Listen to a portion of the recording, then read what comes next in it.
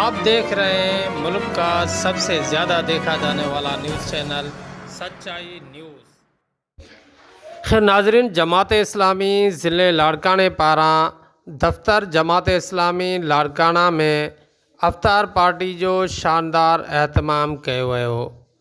अफ़्तार party में शहर तोड़े पसगरदाई से ताल्लुक़ रखंदड़ सवें सियासी समाजी अगुवाणनि ऐं वॾे तइदाद में शहरिन शिरकत कई। नाज़रीन, अफ़्तार पार्टी के मशहूर मज़हबी स्कॉलर अब्दुल वहाब मंगरियो ख़िताब कयो।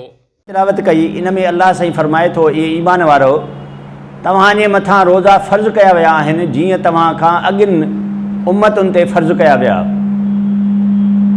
ऐं बुनियादी रोज़े जो मक़सदु बयानु कयो वियो त तव्हां जीअं मुत्तक़ी ऐं परहेज़गार थियो। इन आयत मां असांखे मालूम थिए थो त नबी करीम सल्लल्लाहु अलैहि वसल्लम जे हिन उम्मत खां अॻु में ॿियनि उम्मतुनि ते बि रोज़ा फ़र्ज़ हुआ। पोइ उहे मुख़्तलिफ़ तरीक़नि सां रखनि पिया। जीअं पाण सॻुरा सल्लल्लाहु अलैहि वसल्लम हर महीने में तक़रीबन 3 ॾींहं जेके रोज़ा रखंदा हुआ मुख़्तलिफ़ तारीख़ुनि जा। ईअं ई जेको आहे अल्लाह साईं हिन उम्मत ते साल में पूरो 1 महीनो फ़र्ज़ु करे छॾियो त इहो पूरो महीनो अव्हांखे रोज़ा रखणा आहिनि।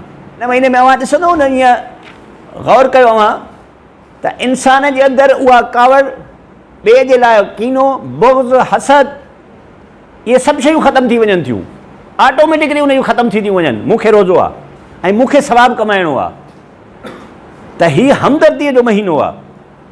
अहिड़े नमूने सां फरमायूं, हे अहिड़ो महीनो आहे। वरी नबी सल्लल्लाहु अलैहि वसल्लम जन अञा वज़ाहत था फरमाइनि, हीउ अहिड़ो महीनो आहे जंहिंमें मोमिन जो रिज़्क़, रोज़ी वधी वेंदो आहे। जेके सम्झनि था न शायदि रिज़्क़ ऐं रोज़ी घटिजी वेंदा आहिनि, न, हिन महीने में रसूल जो फरमान आहे त रिज़्क़ ऐं रोज़ी उन जा वधी वञनि था। वरी फरमायूं इफ़्तार जे हवाले सां, जेको माण्हू कंहिं माण्हूअ खे इफ़्तार कराए थो, हाणे इफ़्तार जी तारीफ़ वरी रसूल सल्लल्लाहु अलैहि वसल्लम जन पाण कई त केतिरी।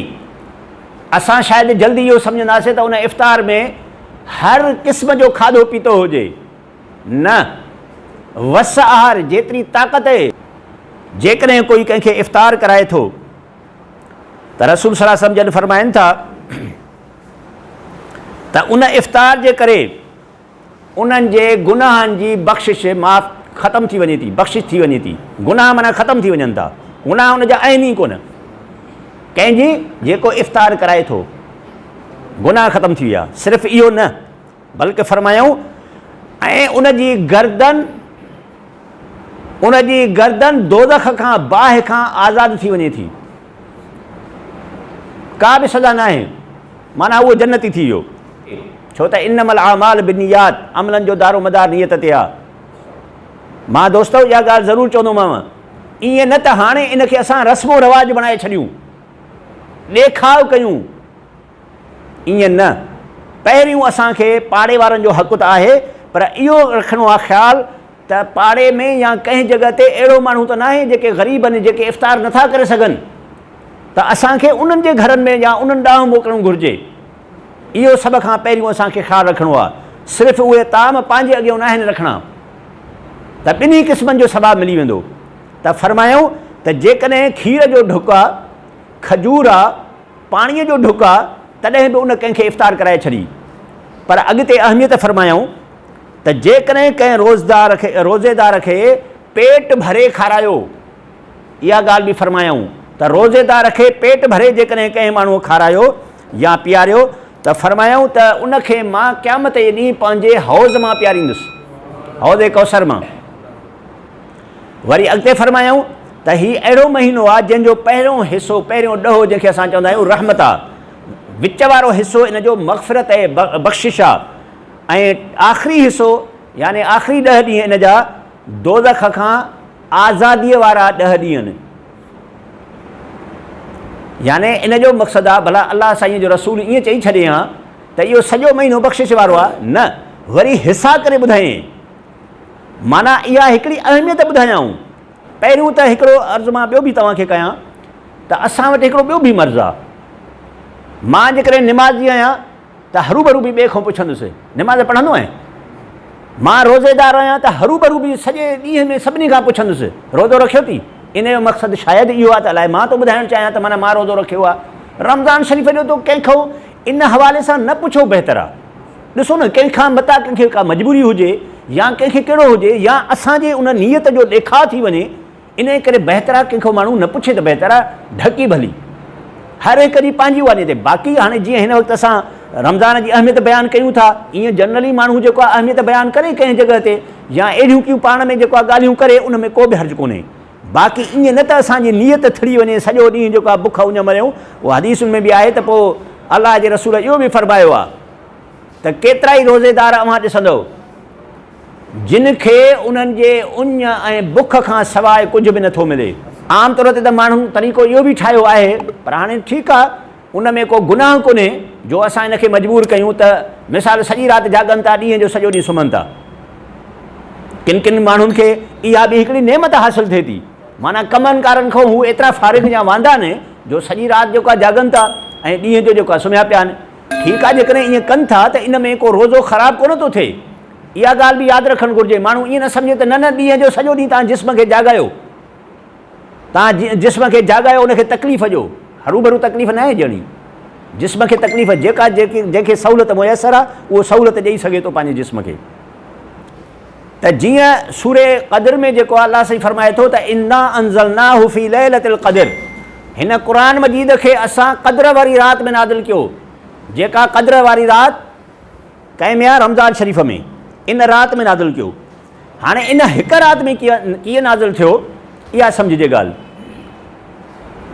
अल्लाह ताला वटि लोहे महफ़ूज़ में हुयो। लोहे महफ़ूज़ अव्हां ॿुधो आहे, जेको सूरे बुरूज में बि लफ़्ज़ इस्तेमालु थियल आहे, फ़ी लोहे महफ़ूज़ बल हुआ क़ुरआन मजीद फ़ी लोहे महफ़ूज़। उहे ख़ासि तख़्तियूं हुयूं जिन में अल्लाह ताला वटि उहो लिखियलु हुयो। दुनिया जे आसमान वटि इन ई हिकु राति में शबे क़द्र में नाज़िल थियो। उन खां पोइ नबी सल्लल्लाहु अलैहि वसल्लम जन वटि आहिस्ता आहिस्ता इहो क़ुरान मजीद नाज़िल थींदो रहियो। कॾहिं हिकिड़ी सूरत, कॾहिं हिकिड़ी आयत, कॾहिं ॿ रुकू, कॾहिं हिकु रुकू। इहे बाद में इन तरतीब सां जेके ने क़ुरान मजीद जो नुज़ूल थींदो रहियो दुनिया में। पोइ उन में तक़रीबन जेको अरसो आहे उहो 22 साल 5 महीना ऐं जेको आहे 14 ॾींहं, 22 साल 5 महीना 14 ॾींहं, जेको तक़रीबन अव्हां जेको आहे ॿुधो आहे त 23 सालनि में क़ुरान मजीद नाज़िल थियो। त उनजो इहो अरसो आहे नुज़ूल जो। त पहिरीं ॻाल्हि त सभु आसमानी किताब रमज़ान में नाज़िल थिया।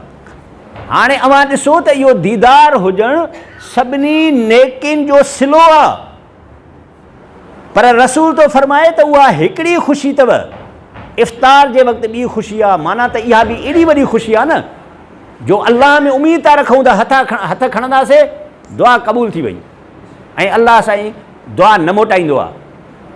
अहिड़े नमूने सां ॾींहं जो जेकी वात में ख़ुशबू या बू चओसि घणी उहा ईंदी आहे, उन जे लाइ फरमायूं त जेका रोज़ेदार जे वात मां इहा बू थी अचे, अल्लाह वटि मुश्क खां वधीक पसंदीदा आहे। पर इन में हिकिड़ो ख़्यालु रखनि रोज़ेदार के जेके न त जेके नवां रोज़ेदार नंढा ॿार हूंदा आहिनि उहे ड्रिजंदा आहिनि वरी त इहो लुआब या थुक गॾु थींदी आहे त वरी पोइ या त हर थुक उछलींदा आहिनि मथां रोज़ो भॼे, या वरी थुक घणी ठही वेंदी त वरी ॻीही छॾींदा। इहो मकरूह आहे, नापसंदीदा आहे ॿिन्ही सूरतुनि में। पाण नेचुरल जेकी पाण ठहे थी अंदरि हली वई या कीअं, उहा ठीकु आहे, जाइज़ आहे। बाक़ी थुक ठाहिजे बि न, अंदरि बि न वञे ऐं ॿाहिरि बि बार बार न उछलिजे, इहो मकरूह आहे, रोज़े में नापसंदीदा आहे। इन जो बि ख़्यालु रखियो वञे। हिकिड़ी हदीस आहे जंहिंमें क़ुरान ऐं रोज़े ॿिन्ही जे हवाले सां रसूल सल्लल्लाहु अलैहि वसल्लम जन फरमायो त क़यामत जे ॾींहुं रोज़ो ऐं क़ुरान बाने जे लाइ सिफ़ारिश कंदा। केरु सिफ़ारिश कंदा? दुनिया में त कूड़ियूं सिफ़ारिशूं असांजूं आहिनि न, पैसे जी सिफ़ारिश आहे, कंहिं ॿिए जी सिफ़ारिश आहे, पर क़यामत जे ॾींहुं सिर्फ़ु रोज़ो ऐं क़ुरान सिफ़ारिश कंदा। कहिड़ी सिफ़ारिश कंदा? हाणे ॾिसो,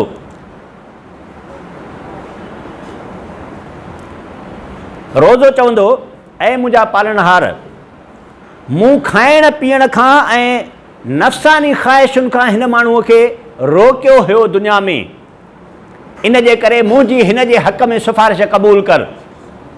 वरी क़ुरान चवंदो, राति जी निंड मां हुनजी विञाई, मुंहिंजी सिफ़ारिश क़बूल कर। अलाह साईं छा चवंदो? रबी सल्लल्लाहु अलैहि वसल्लम फरमायो फशफ़नी फ़ीह, पोइ इन ॿिन्ही जी सिफारिश क़बूल कई वेंदी। सिफारिश ॿिन्ही जी फयुशफ़िआन, उन ॿिन्ही जी सिफारिश क़बूल कई वेंदी। हाणे उन्हनि खे को वात त ॻाल्हाइण लाइ कोन हूंदो, पर ईअं त जेको अमल आहे उन अमल जे ज़रिए इंसान जी सिफारिश थींदी।